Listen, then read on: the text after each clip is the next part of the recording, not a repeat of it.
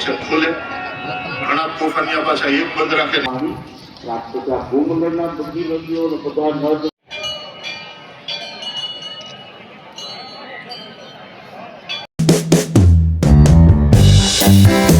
તો જય માતાજી મિત્રો, તો આજના બ્લોગમાં બધાનું સ્વાગત છે મિત્રો। તો આજે આપણે એક એવી જગ્યાએ જવાનું છે મિત્રો જ્યાં મૂર્તિ પ્રતિષ્ઠા કરવાની છે। તો મિત્રો આજના બ્લોગમાં બધા બન્યા રહીજો।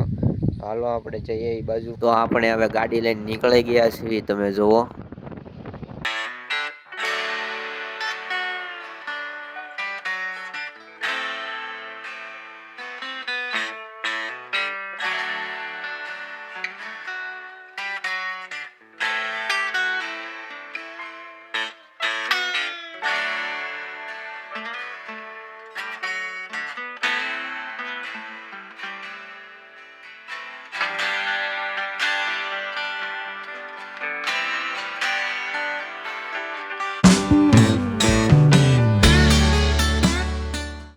આપણે વલભીપુર પહોંચી ગયા છીએ ને આ પ્રવેશ દ્વાર મિત્રો અહીંયા રાખવામાં આવેલો છે। તો આપણે હવે પહોંચી ગયા છીએ પછે ગામ ને તમે જોવો અહીંયા વિશાળ પાર્કિંગની સુવિધા કરવામાં આવેલી છે। આપણે ગાડી પાર્કિંગમાં મૂકી દીધી છે અને હવે આપણે જઈ રહ્યા છીએ કથા તરફ। મિત્રો અહીંયા ભવ્ય કથાનું અને યજ્ઞનું આયોજન કરવામાં આવ્યું છે। અહીંયા મિત્રો બસ માટે અને 4 વ્હીલ માટે પણ પાર્કિંગની વ્યવસ્થા કરવામાં આવી છે। તો હવે આપણે પહોંચી ગયા છીએ મિત્રો કથા છે ત્યાં, તમે જોઈ શકો છો। આ કથાનું આયોજન મિત્રો ભવ્ય મેદાનમાં કરવામાં આવ્યું છે અને તમે જુઓ ઘણા બધા લોકો પણ આવ્યા છે કથામાં જોડાવા માટે। તમે જુઓ કેટલા બધા લોકો છે એના સામે ભોજનાલય પણ છે। તો કથા મિત્રો ચાલુ થઈ ગઈ છે અને તમે જુઓ બધા ઘણા બધા લોકો છે અને અહીંયા કૃષ્ણ ભગવાનની મૂર્તિ પણ એક રાખવામાં આવી છે। તમે જુઓ બધા ફોટા પાડે છે અને ઘણા બધા લોકો આવ્યા છે કથામાં જોડાવા માટે। જુઓ અહીંયા બધા ફોટા પણ પડાવે છે। તો હવે આપણે કથા સાંભળવા માટે જઈએ મિત્રો। તમે જુઓ ઘણા બધા લોકો છે। આ કથા મિત્રો રમેશભાઈ ઓઝા છે એ વાંચે છે।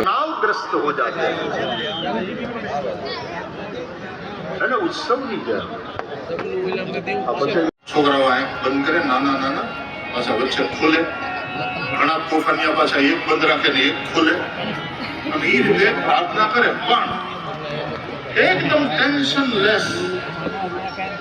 અને એ છોકરાઓ કરતા હોય પેલા મોરલાની પાસ બેઠા શારદા જોને, પેલા મોરલાની પાસ બેઠા શારદા જોને, અમે બાળકડા સૌ ખેલા અમે ભણીએ વેલા વેલા, અમે બાળકડા સૌ ખેલા અમે ભણીએ વેલા વેલા, અને અમને ભણતા આનંદ થાય માતા શારદા જો।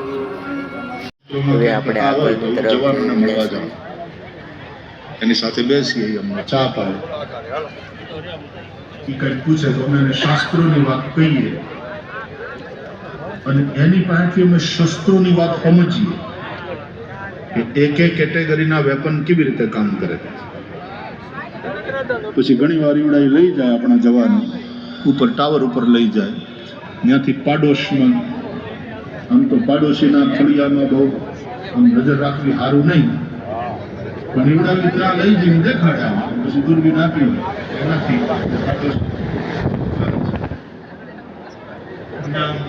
દેખાડે આ જો એ લોકોની ચોકી ત્યાં છે આ બાજુ ત્યાં ફોકસ કરો અને પછી કયા કયા હથિયાર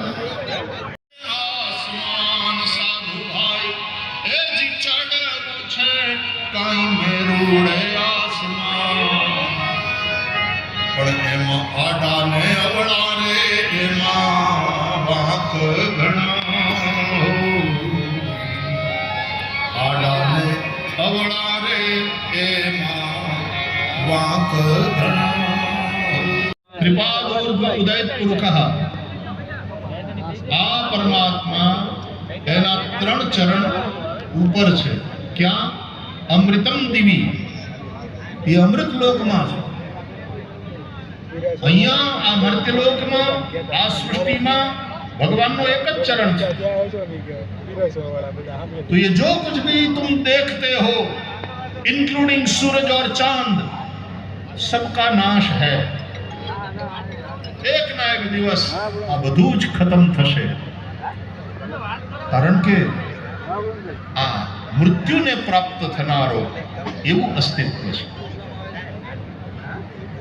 કાતર ફરતી હોય ને એનું એક સંગીત હોય, એવી રીતે પાછો ઓલો અનુભવી હોય એ રીતે આમ કાતરે એની નાચતી હોય એના હાથમાં, અને પછી વાળ બરાબર કપાવી સેટ કરી આ બરાબર મોઢું કાચમાં જોઈ કેવા રાજીથી તો હવે આપણે કથામાંથી બહાર આવી ગયા છીએ અને હવે આપણે ઓલી સાઈડ આવી છીએ મિત્રો। તમે જો આ બધા ઘણા બધા લોકો અહીંથી આવ્યા છે અને આ લોકો પાછા જઈ રહ્યા છે। એ જ પરમ સત્ય। હા તમે જુઓ મિત્રો, કથાનો મેઇન ગેટ છે, તમે જોઈ રહ્યા છો તે।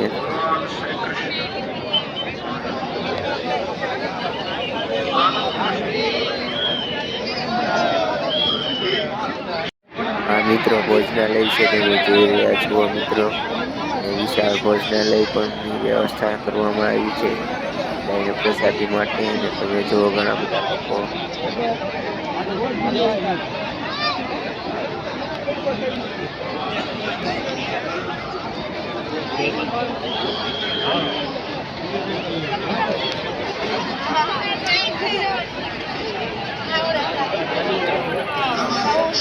આપણે હવે આવી ગયા છીએ મિત્રો, જો તમે યજ્ઞ છે ત્યાં આયા મિત્રો ઘણા બધા યજ્ઞ ચાલુ છે, તમે જોઈ શકો છો। અને ઘણા બધા લોકો પરિક્રમા પણ કરે છે યજ્ઞની, તમે જુઓ મિત્રો।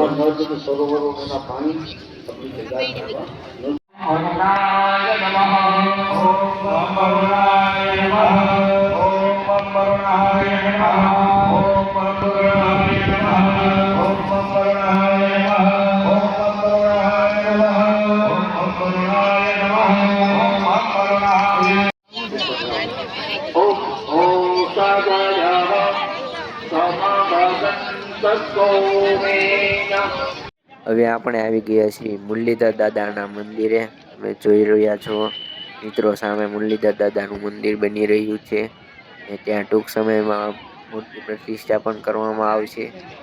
તો આપણે જલો મંદિર તરફ જઈ રહ્યા છીએ હવે, અને અહીંયા પણ મિત્રો ગેટ બનાવવામાં આવ્યો છે, તમે જુઓ। અને ઘણા બધા લોકો પણ આવ્યા છે મંદિરે।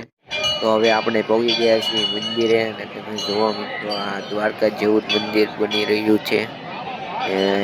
તમે જુઓ ઘણા બધા લોકો પણ દર્શન કરવા માટે આવ્યા છે, અને હવે આપણે જઈશું હવે મંદિરમાં। મિત્રો હવે આપણે જઈ રહ્યા છીએ મંદિરની ઉપર, અને તમે જુઓ ઘણા બધા લોકો દર્શન કરવા માટે આવ્યા છે। હજી મંદિર ખુલ્યું નથી પણ બહારથી બધા દર્શન કરે છે। હાલો મિત્રો, તમે પણ કરી લો દર્શન।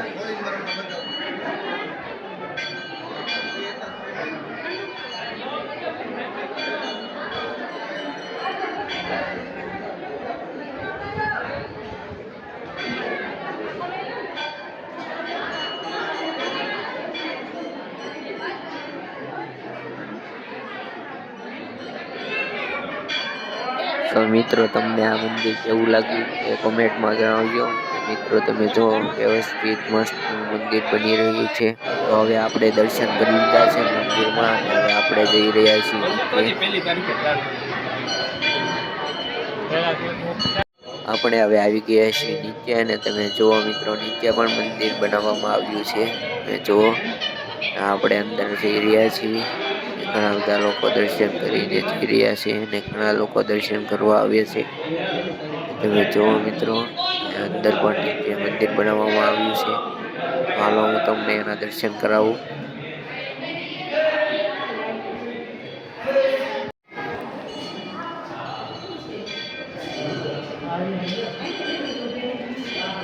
તો આપણે હવે નીચેના મંદિરે પણ દર્શન કરીને પાછા બહાર આવી ગયા છીએ। આપણે હવે પાછા ઘર તરફ નીકળી ગયા છીએ જવા માટે ગાડી લઈને, તમે જુઓ। તો મિત્રો હવે આપણે ઘરે પહોંચી ગયા છીએ મિત્રો। તો આજનો બ્લોગ આ ગમ્યો હોય તો લાઈક કરી નાખજો, અને સબસ્ક્રાઈબ કરી નાખજો ચેનલને આવા બ્લોગ જોવા માટે। ને 2-3 મિત્રોને શેર કરી નાખજો. તો મળીએ છીએ નવા બ્લોગમાં. ત્યાં સુધી બાય બાય બધાને.